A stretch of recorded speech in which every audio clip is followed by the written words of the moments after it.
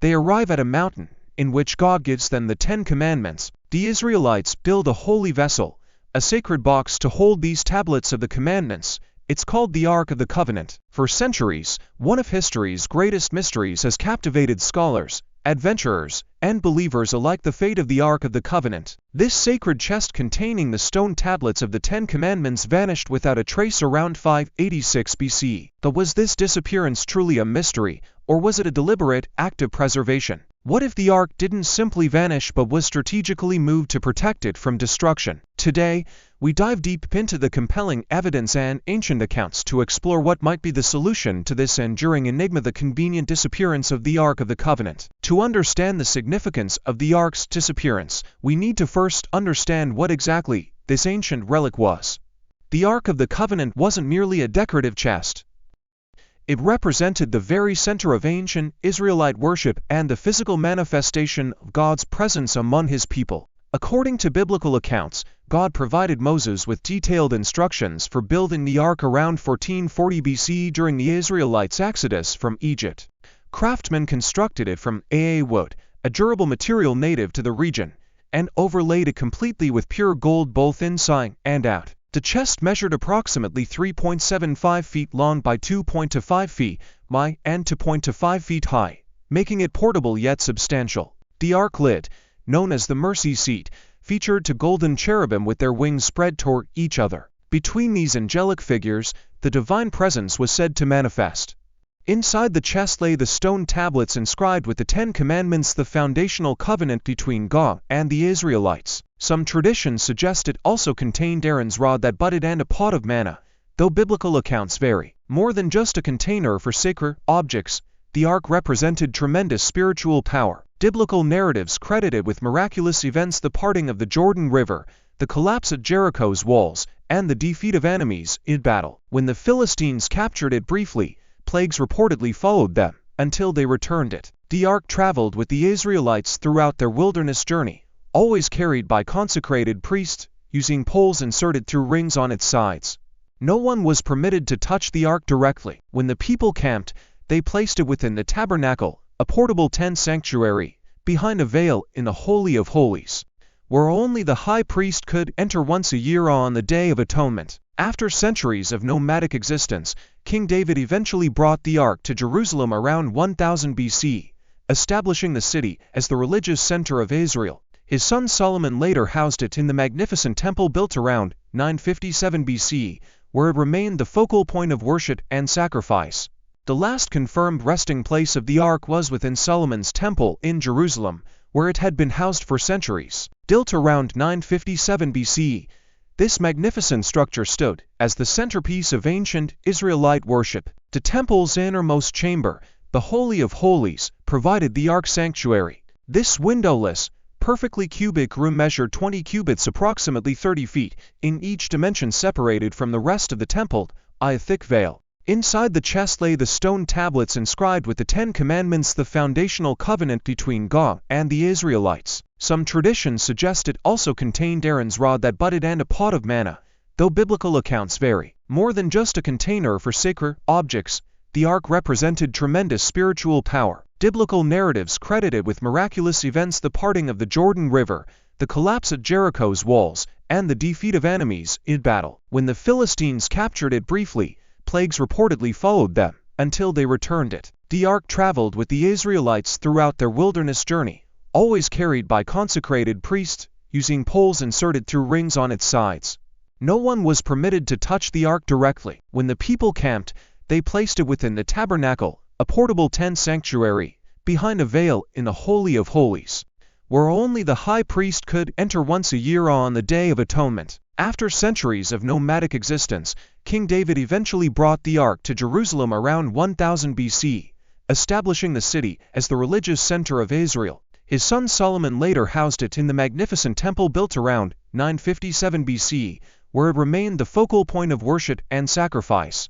The last confirmed resting place of the Ark was within Solomon's temple in Jerusalem, where it had been housed for centuries. Built around 957 BC, this magnificent structure stood as the centerpiece of ancient Israelite worship. The temple's innermost chamber, the Holy of Holies, provided the Ark sanctuary. This windowless, perfectly cubic room measured 20 cubits, approximately 30 feet, in each dimension, separated from the rest of the temple by a thick veil. King Nebuchadnezzar's forces stripped the temple of its treasures, burned the sacred structure to the ground, and led the surviving Israelites into exile. Yet, amid the detailed biblical accounts of this catastrophe, a puzzling omission stands out: no mention of the Ark's fate. This silence speaks volumes. The absence of any record of the Ark's capture or destruction suggests something happened to it before the invasion. Had the Babylonians seized such a significant trophy, ancient chroniclers would almost certainly have documented it. Similarly, had it been destroyed, such a traumatic event would likely have merited mention in Jewish writings. Why would the biblical authors, who meticulously documented the temple's pillaging, remain silent about their most sacred object? The most plausible explanation is that they intentionally concealed information about the Ark's whereabouts, a strategic silence to protect it from future threats. Evidence for this deliberate secrecy appears in later Jewish writings. The Talmud, compiled centuries after the temple's destruction, contains a cryptic passage stating, "When the Ark was hidden away, there was hidden with it the jar of manna, the flask of the anointing oil, Aaron's staff with its almonds and flowers, and the chest that the Philistines sent as a gift." The key word here is hidden. Not destroy, not capture, but deliberately concealed. This mysterious vanishing created a void in history that has never been filled. When the Second Temple was built after the Babylonian exile, the Holy of Holies stood empty, a silent testimony to the Ark's absence. Jewish tradition acknowledges this, noting that the Second Temple lacked 5 crucial elements present in Solomon's Temple, with the Ark topping the list. Of all the theories about the Ark's fate, perhaps none is as compelling as the Ethiopian claim. In the northern highlands of Ethiopia, in the ancient city of Aksum, stands the Church of Our Lady Mary of Zion. Within this modest compound, behind heavily guarded doors, allegedly rests the Ark of the Covenant, not a replica, but the actual biblical chest that once stood in Solomon's temple. For centuries, the Ethiopian Orthodox Church has maintained this extraordinary claim with unwavering conviction. But how could the Ark have traveled nearly 1,500 miles from Jerusalem to the highlands of Ethiopia? The answer lies in an ancient Ethiopian text called the Keber Nagast, or Glory of Kings, compiled in the 13th century, based on much older traditions.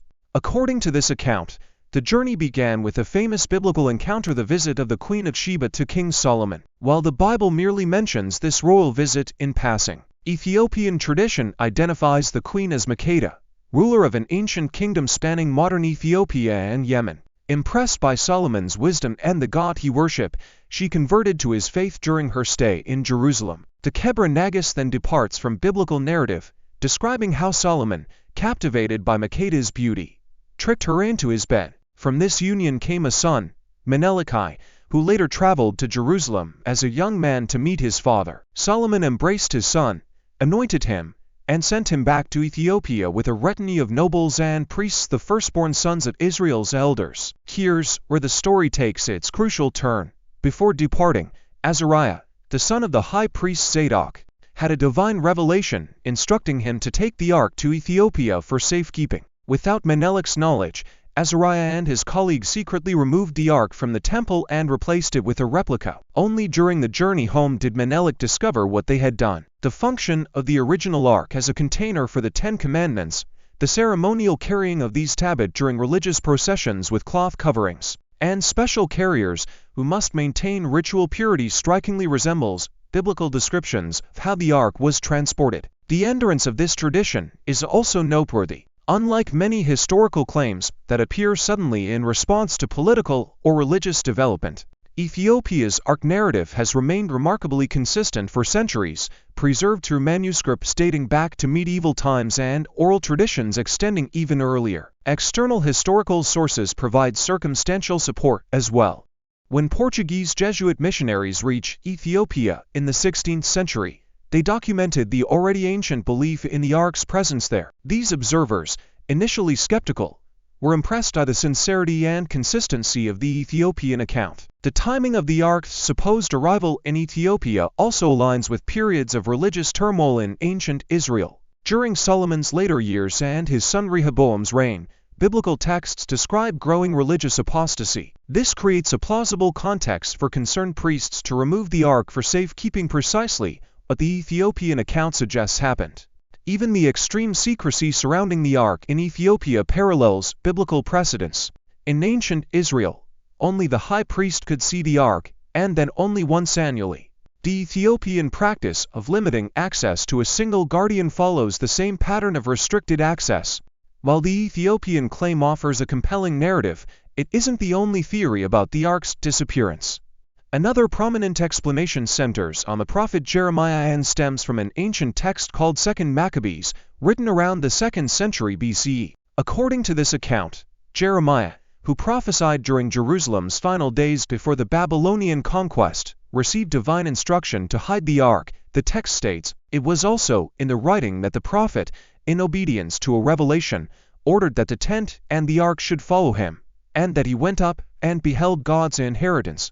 And the prophet commanded that fire come down from heaven to consume the sacrifice." The narrative continues, describing how Jeremiah led followers to Mount Nebo in modern-day Jordan, the same mountain where Moses viewed the promised land before his death. There, he discovered a cave and concealed within it the Ark, the tabernacle, and the altar of incense. When his companions tried to mark the path, Jeremiah rebuked them, declaring, "The place shall remain unknown until God gathers his people together again and shows mercy to them. Then the Lord will disclose these things, and the glory of the Lord will appear."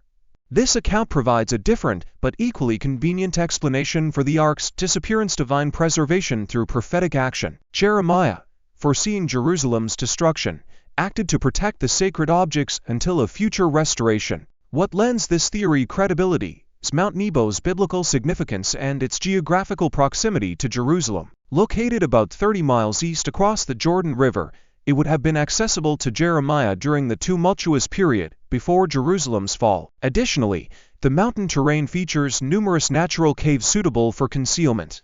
Archaeological expeditions have searched Mount Nebo for centuries, hoping to discover the hidden cave. Not all theories about the Ark's fate involve deliberate preservation. Some scholars propose a simpler explanation. The Ark was destroyed during the Babylonian sack of Jerusalem. Its precious metals melted down and repurposed as war plunder. This view aligns with known Babylonian practices in conquering nations. Babylonian forces typically destroyed religious objects associated with defeated people's gods. This demonstrated the supremacy of Babylonian deities and prevented sacred items from becoming rallying points for rebellion. The Babylonians were particularly thorough in their destruction of Jerusalem's temple, burning it completely after removing valuable materials. The biblical book of 2 Kings documents the impressive inventory of temple treasures taken to Babylon. All the articles of gold and silver, the gold bowls, the censers, the basins, the pots, the lampstands, the dishes too numerous to count. Such detailed accounting makes the Ark's absence from this list puzzling unless it had already been destroyed. Archaeological evidence from other conquered sites reveals the Babylonians' systematic approach to plunder. Valuable metals were typically melted down immediately, converted to ingots for easier transport. If the Ark followed this pattern, its distinctive form would have been lost forever, explaining why no trace of it has ever been found. Supporting this theory is the fact that when the Second Temple was built after the exile, no attempt was made to recreate the Ark. Jewish religious practices evolved to accommodate its absence, suggesting the community accepted its permanent loss. Another theory places the Ark's disappearance much earlier than the Babylonian conquest. According to biblical accounts, around 925 BCE, just 5 years after Solomon's death, Egyptian pharaoh Shishak, likely Shoshenq, in Egyptian records launched a massive military campaign against Israel. The Book of 1 Kings records, "He took away the treasures of the temple of the Lord and the treasures of the royal palace. He took everything, including all the gold shield Solomon had made." This raid presents another opportunity for the Ark's removal from Jerusalem. As a magnificent gold-covered object, it would have been a prime target for Egyptian looters. Egyptian wall reliefs at the Temple of Karnak actually commemorate Shoshenq's campaign, listing captured cities and plunder, though they don't specifically mention the Ark. If the Ark was taken to Egypt, it would explain why later biblical references to temple worship seem to continue without mentioning it directly. Some proponents of this theory suggest the Ark might have eventually been placed in an Egyptian temple or royal treasury, possibly at Tanis, the royal city where Shoshenq ruled. Interestingly, this Egyptian connection inspired the plot of the 1981 film Raiders of the Lost Ark. which depicted the Ark being discovered in the fictional Well of Souls in Tanis.